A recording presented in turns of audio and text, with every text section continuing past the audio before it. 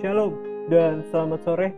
Senang sekali rasanya pada sore hari ini saya bisa bertemu kembali dengan sahabat-sahabat EHM untuk menemani Anda beberapa menit ke depan sembari kita menunggu waktu untuk menyambut buka Sabat. Renungan yang akan saya bawakan pada sore hari ini sebuah pertanyaan yang mungkin sering kita temukan di dalam Alkitab ya. Apakah arti hidupmu? Pertanyaan yang ditanyakan oleh Yakobus dalam kitab Yakobus pasal yang keempat, ayatnya yang ke-14 bagian B. Apakah arti hidupmu? Hidupmu itu sama seperti uap yang sebentar saja kelihatan lalu lenyap. Yang ingin saya garis bawahi adalah sebuah pertanyaan ini. Apakah arti hidupmu?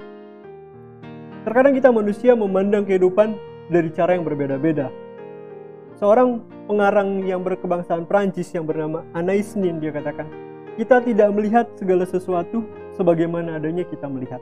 Segala sesuatu sebagaimana keadaan kita. Cara kita memandang kehidupan kita akan membentuk kehidupan kita. Bagaimana kita mendefinisikan kehidupan kita akan menentukan masa depan kita. Perspektif kita akan mempengaruhi cara kita untuk memanfaatkan waktu, membelanjakan uang, ataupun menggunakan talenta yang kita miliki. Ada sebuah ilustrasi yang ingin saya bagikan yang menurut saya cukup luar biasa. Berbicara tentang kehidupan. Bagaimana cara kita memandang kehidupan. Karena ibarat musim, kehidupan ini tak selalu berjalan monoton. Musim berganti dan banyak hal yang akan terjadi di dalam kehidupan kita. Tetapi kasih Tuhan tidak pernah berubah di setiap saat. Kasih-Nya tiada bertara di dalam kehidupan kita. Ketika kita merasa tidak berdaya dalam pergumulan, janganlah kita menyerah. Karena apa? Karena Tuhan akan selalu memberikan kekuatan dalam kehidupan kita, bahkan dalam musim terburuk dalam kehidupan kita. Ada seorang pria yang memiliki 4 orang putra. Dia ingin anak-anaknya untuk belajar, tidak menghakimi hal-hal terlalu cepat, tidak menilai sesuatu dengan terlalu cepat. Akhirnya apa? Ia putuskan untuk mengutus masing-masing mereka bergiliran untuk pergi dan melihat sebuah pohon pir yang cukup besar. Anak pertama diutus untuk pergi pada saat musim dingin, anak yang kedua pada saat musim semi, dan anak yang ketiga pada musim panas, dan putra bungsu mereka pada musim gugur. Ketika mereka semua pergi dan kembali, ia pun memanggil mereka bersama-sama untuk menggambarkan apa yang mereka lihat di keempat musim yang berbeda ini. Anak pertama mengatakan bahwa pohon pir ini jelek, bengkok dan melilit, tetapi dia berbeda dengan anak yang selanjutnya. Putra kedua mengatakan bahwa pohon ini ditutupi dengan tunas hijau dan sangat menjanjikan. Tetapi lain lagi pendapat dari anak yang ketiga. Ia katakan, pohon pir itu syarat dengan bunga yang berbau begitu manis dan tampak sangat indah. Dan anak terakhir tidak setuju dengan mereka semua. Ia katakan bahwa pohon tersebut sudah matang, penuh buah dan penuh dengan kehidupan. Pria ini kemudian menjelaskan kepada anak-anaknya bahwa tidak ada satupun dari pendapat mereka yang salah. Karena mereka telah melihat kehidupan dari pohon tersebut pada musim-musim yang berbeda. Dia kemudian melanjutkan kata-katanya. Kalian tidak bisa menilai pohon dari hanya satu musim. Begitupun dengan kehidupan. Kalian tidak bisa mengatakan bahwa hidup ini begitu menyedihkan. Atau hidup ini begitu berat. Karena pasti di suatu waktu kita akan merasakan kebahagiaan dan kegembiraan.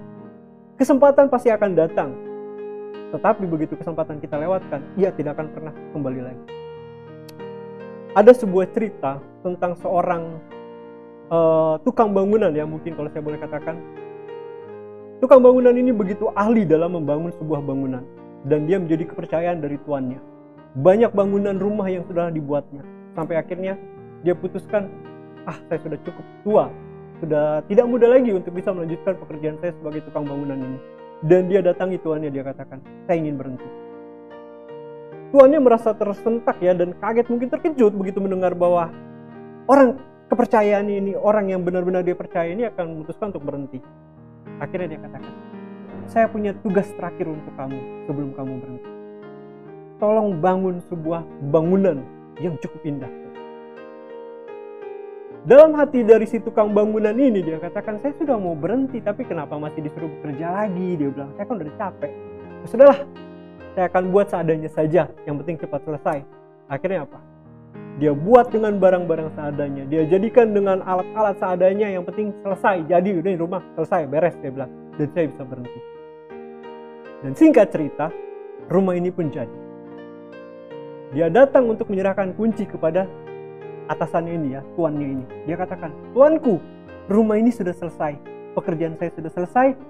Dan saya pun akhirnya boleh untuk mengundurkan diri dari pekerjaan saya ya." Dan tuannya katakan, "Saya sebenarnya berat hati untuk melepas kamu. Tapi saya berterima kasih untuk pekerjaan yang telah kamu lakukan, pelayanan yang kamu lakukan selama ini. Dan saya tidak bisa memberikan apa-apa selain rumah yang kamu bangun ini untuk kamu tinggal." Betapa terkejutnya si tukang bangunan ini. Dalam hati dia katakan, "Seandainya saya tahu rumah ini untuk saya akan bangun dengan bahan-bahan yang bagus. Saya akan bangun dengan alat-alat yang lebih baik. Tidak akan saya buat seadanya seperti ini." Penyesalan kan? Luar biasa. Apa yang Alkitab katakan tentang hal tersebut? Dalam Efesus 5 ayat 16. Alkitab katakan, "Gunakanlah sebaik-baiknya setiap kesempatan yang ada padamu. Karena masa ini adalah masa yang jahat. Pakailah setiap kesempatan untuk melakukan yang baik. Karena sekarang adalah zaman yang penuh dengan kejahatan." Kita hanya memiliki satu kali kesempatan. Begitu kesempatan itu lewat, ia tidak akan pernah kembali lagi. Manfaatkanlah kehidupan Anda dengan sebaik-baiknya. Ketika Anda ada kesempatan untuk melayani Tuhan, layanilah dengan baik. Melihat kehidupan dari cara pandang yang berbeda. Melihat kehidupan dari sudut pandang Allah memandang kehidupan kita. Mari kita berdoa.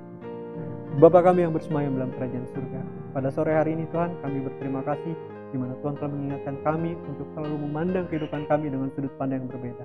Tuhan, kami tahu bahwa di balik kesulitan-kesulitan dan cobaan yang kami hadapi, Tuhan selalu menyertai kami, bahwa dalam setiap permasalahan kami akan selalu ada kelepasan yang Tuhan selalu sediakan bagi kami. Terima kasih Tuhan, karena Kau selalu mengajarkan kami untuk selalu bergantung hanya kepada-Mu saja ya Tuhan. Terima kasih Tuhan, sisa kehidupan kami serahkan hanya ke dalam tangan saja. Kehendak Tuhanlah yang jadi dalam kehidupan kami, di dalam nama Anak Yesus Kristus kami berdoa dan mengucap syukur. Amin. Demikianlah firman Tuhan yang dapat kami sampaikan pada sore hari ini. Bagi sahabat-sahabat EHM yang rindu untuk bergabung bersama kami mengundang bergabung di Jalan Pemuda nomor 47C Depok. Tuhan Yesus memberkati.